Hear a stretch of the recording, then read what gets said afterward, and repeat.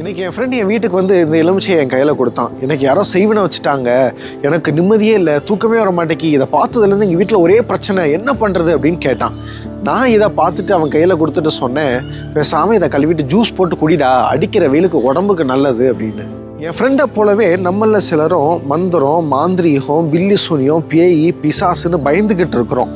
இது எல்லாவற்றையும் காட்டிலும் பெரிய தேவன் நம்மோட இருக்கிறாருங்கிறத நீங்கள் மறந்துட்டீங்களோ? உங்களுக்கு ஒரு உண்மை சம்பவத்தை சொல்கிறேன். ரெனார்ட் பொங்கே ஆப்பிரிக்காவில் ஒரு பெரிய மீட்டிங் நடத்தணும் அப்படின்னு ஆசைப்பட்டார்.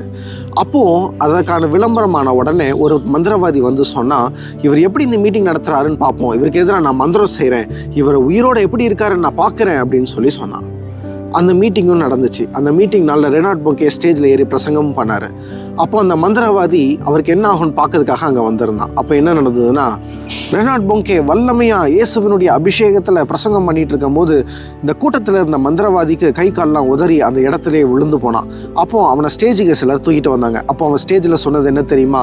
இவ்வளோ வல்லமையான தேவனுக்கு எதிராக நான் எதுவும் செய்ய முடியாது, நான் சக்தி இழந்தவனாக இருக்கிறேன், என்னால் ஒன்றும் செய்ய முடியாதுன்னு அந்த இடத்துல விழுந்து தேவனை சொந்த ரட்சகராக ஏற்றுக்கொண்டான்.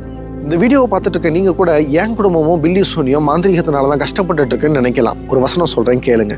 யாக்கோபுக்கு விரோதமான மந்திரமும் இல்லை, இஸ்ரவேலுக்கு விரோதமான குறி சொல்லுதலும் இல்லை. உங்களோடு இருப்பவர் மிக பெரியவர். இந்த பில்லி சூனியம், மாந்திரிகம் இது எல்லாவற்றை காட்டிலும் என் இயேசு பெரியவர், உங்களோடு இருப்பவர் பெரியவர். Our God is mightier.